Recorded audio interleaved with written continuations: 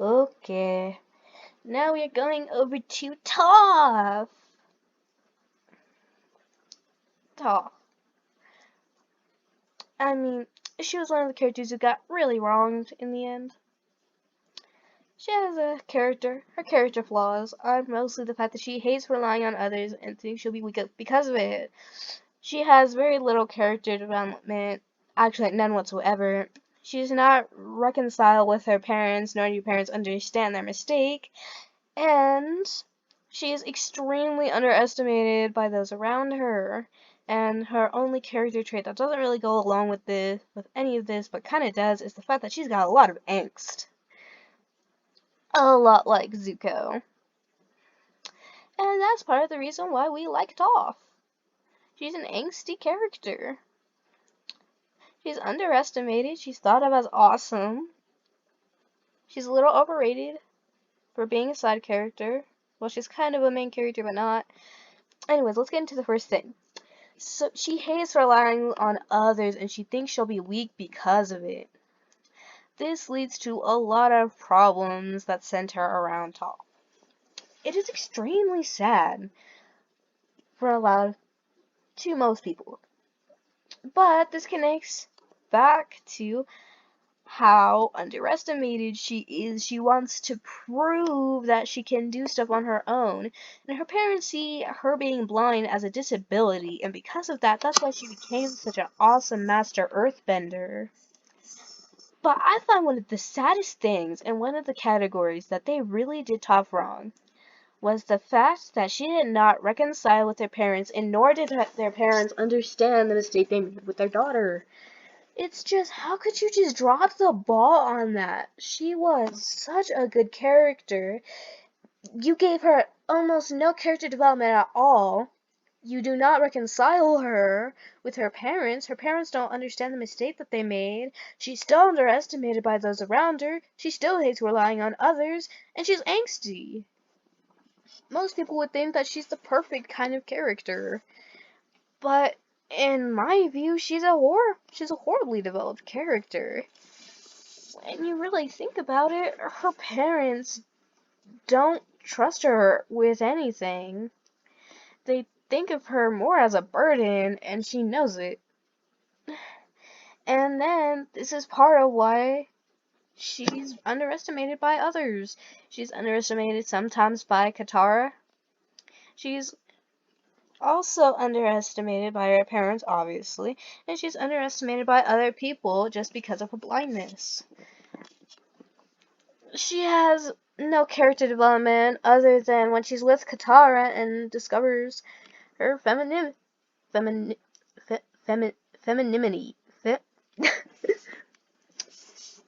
Femininity.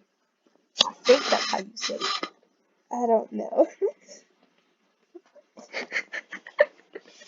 I'm sorry, I just couldn't get that word out. Anyways, all of this gives up to one of her main character traits that she's got all of the angst. And that's one of the reasons why we know and love Toph. I mean, if anyone had to say, what emotion do you think would describe Toph the most people will probably say angst. She's a very angsty character. Anyways, not the point. I feel really bad for Toph in the character development department, just as I do for Egg.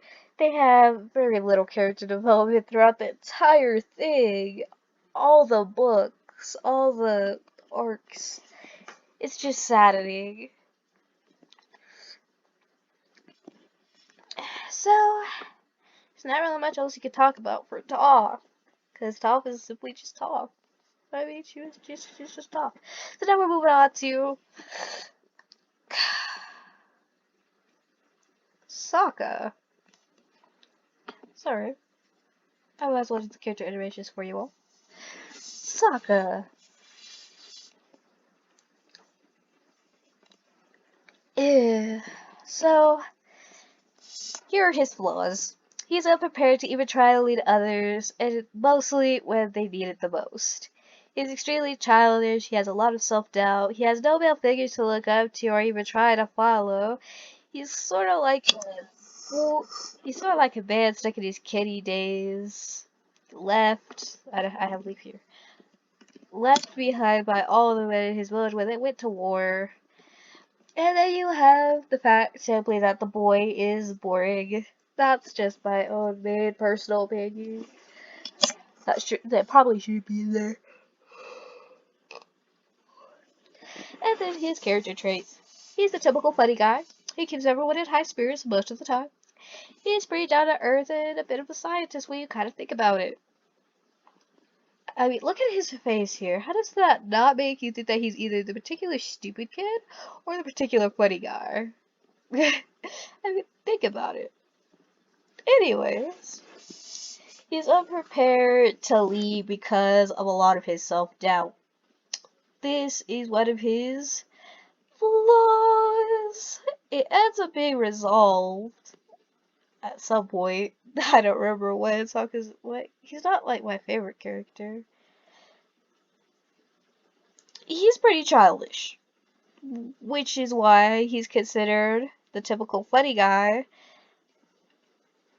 And this slows his character development really, really, really, really a lot. It's not one of those, over the whole arc, he became a more mature person. It was, he got almost no character development. Well, Sokka did get a lot of character development, actually, when you think about it, because he does end up becoming more mature, unlike Aang or Katara or even Toph. At the very end, he might arguably be, other than Zuko and maybe Katara, the most mature of all of them. He's simply, the reason why he's so childish, the reason why he has so much self-doubt is he has no male figures in his village that he can look up to, try to follow, because all of the men left him behind, and he's the only boy in the village. So, the usual experience of looking up to stuff that most boys have in their ages, when they just live with, they have no male figures to look up to, and they have such hard times understanding everything around them. It's just so sad. So, yeah, I don't hate Sokka. I just think that his personality type isn't really my kind of type. I don't really like the funny characters that much unless they're like really, really, really, really, really funny. You know, funny. But, Sokka isn't that kind of character to me. Maybe I just have a strange sense of humor. So let's just get on to her character flaws.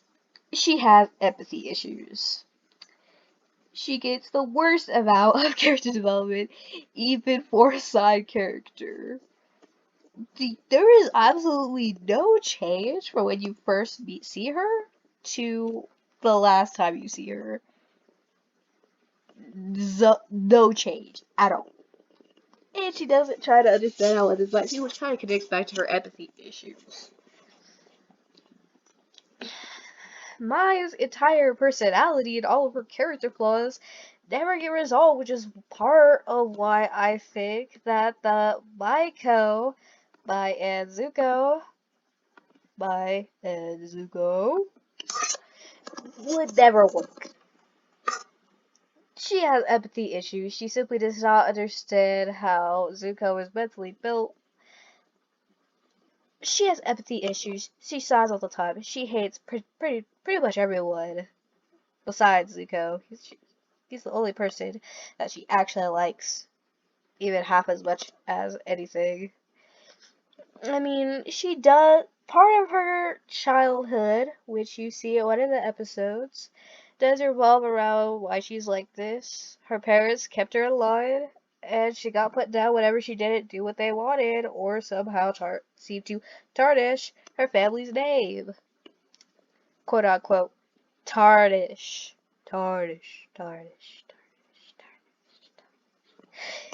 Anyways, she is pretty sad for a side character when you think about it. Even in the side character department. Like, she's a side character of side characters of side characters. She plays almost no role in the story besides liking Zuko. And it's really sad. Really, really sad. She does not understand how others might feel. I don't, you can't really go into Mai without going into the Mai pairing. But I kind of want to save the Mai pairing for the ship war section. Anyways, we went over all of their character flaws, their traits for Aang, Katara, Zuko, Toph, Sokka, and Mai. Once again, Aang, Katara, Zuko, Toph, Sokka, and Mai. And I feel really bad that one video could cover all of these three. They get very little character development, in my opinion. Zuko gets the most amount of character development. You could say that right off the bat. And also, Zuko is super OP. Anyways, not biased. Everyone really needs to start. I mean, I'm not saying that Aang or any of the other characters are bad characters because of these flaws, but I say from a literature standpoint, they are bad characters. It's not that you should like them any less.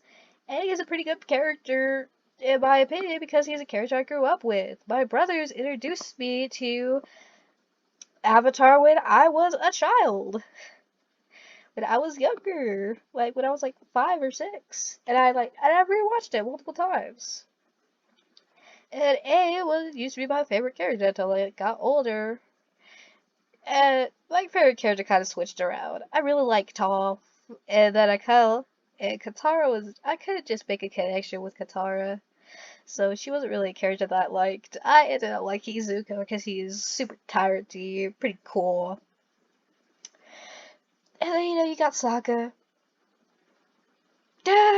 He's easily my least favorite character.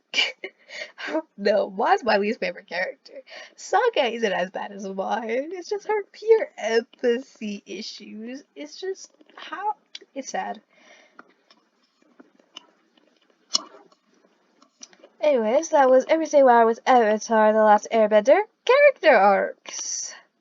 So that was pretty much what was wrong, or at some points, what was right with everyone's character arc.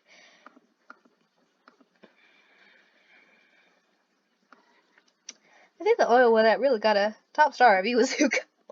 I don't know, maybe I put more time into that one, but that's the one that I went through the fastest, though, when I put this PowerPoint together. Anyways, next, we are going to have, of course, we are going to be going into the plot. Oh, that's going to be a sad video. But you see everything wrong with Avatar: The Last Airbender character arcs. I hope everyone has a nice day. Stay happy, stay safe, and don't get yourself hurt out there, kids.